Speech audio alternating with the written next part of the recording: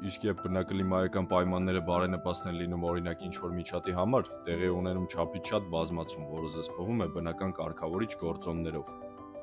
Եվ գալիս են այդ միջատին որսացողները եւ ուտում են բոլոր այդ միջատներին, կամ օրինակ չափից շատ լինելուց արագ սպառվում է տարածքի ողջ սնունդը եւ սատկում են սովից։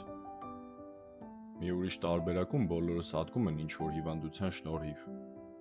Իսկ այսօրվա գիտական դարաշրջանում, երբ համակարգչի դիմաց աշխատանքը դարել է ամենաշահույթաբերը, գյուղերից եւ փոքր քաղաքներից տեղի ունենում գաղթ դեպի խոշոր քաղաքներ։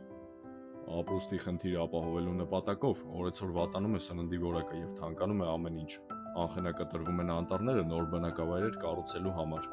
Օդի եւ ջրի աղտոտումը բարձրացնում է թունավոր նյութերի քանակը եւ ազդում է կյանքի բոլոր ձևերի վրա։ Կլիմայի փոփոխությունը խախտում է կայուն եղանակային պայմանները, առաջացնելով ծայրահեղ մթնոլորտային երևույթներ։ Բնության հավասարակշռությունը հիմնված է փոխադարձ հարգանքի վրա։